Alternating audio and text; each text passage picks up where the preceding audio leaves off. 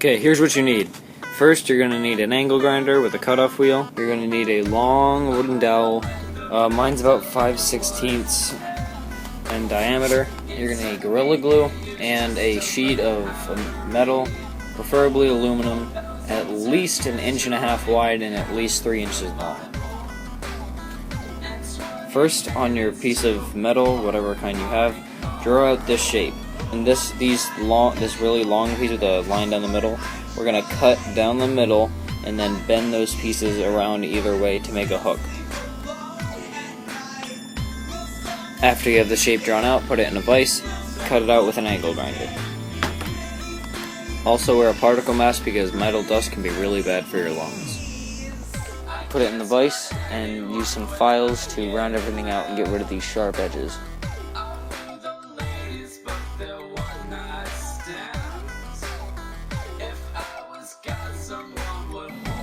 Then use a wrench like this, put it right there, and bend it all the way around. So it should be like that.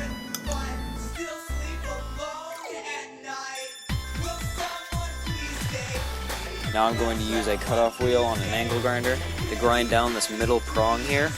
This one, so that it is as wide as the dowel rod. After I grinded down the middle prong to the width of the 5/16 inch dowel rod, cut a slit down the dowel rod, or the length of the prong from the part here. Cut a slit in as wide as the aluminum, and then put that in there and slid the tube over it, or the metal pipe. So that just gives it a lot more reinforcement.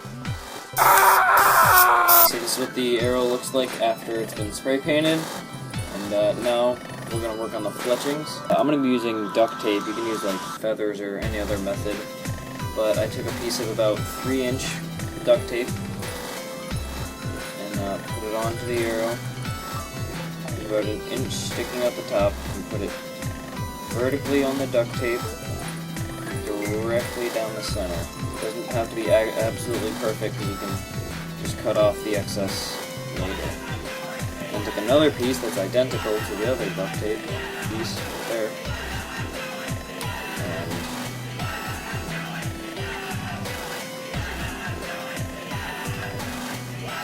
slap that on.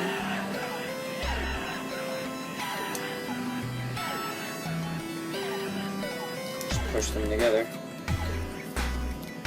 And you can rule it on your hand and just make sure the creases really stick to the dowel rod. And then you can just use some scissors to fix it up.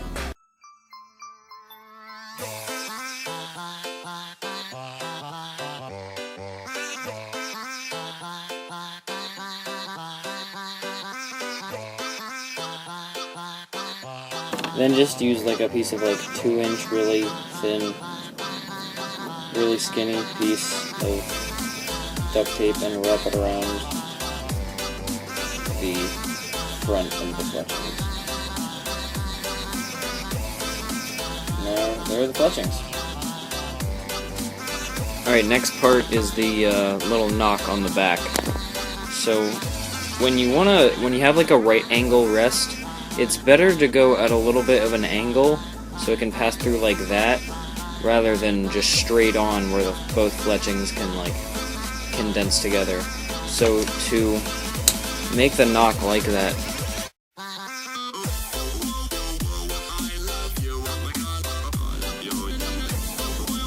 then when you have your knock, all you have to do is take a hacksaw and then start sawing just a little bit.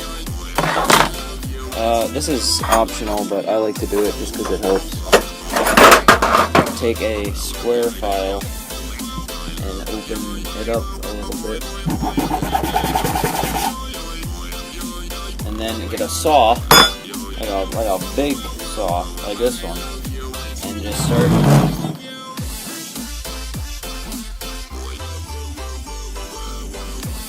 make sure you don't cut down too far, like 1/2 inch to 3/4 of an inch is pretty perfect. Then take some really rough grit sandpaper and widen the hole. widen the knock.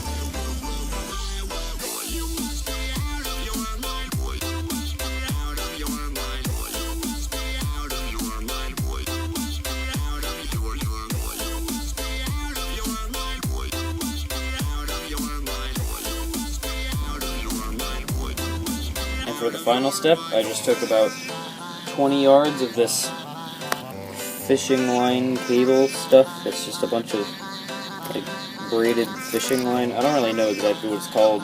Maybe like fishing line wire, fishing line cable.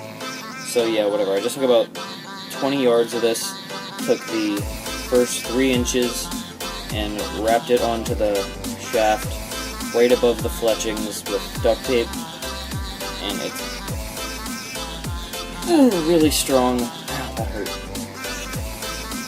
Yeah, it's just really strong in there, and so after that, it's pretty much complete.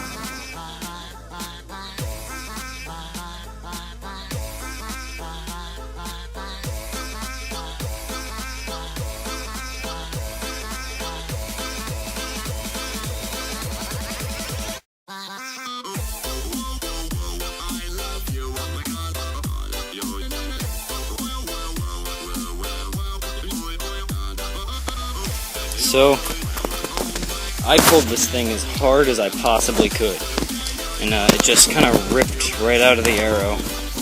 But that just goes to show how strong this thing is.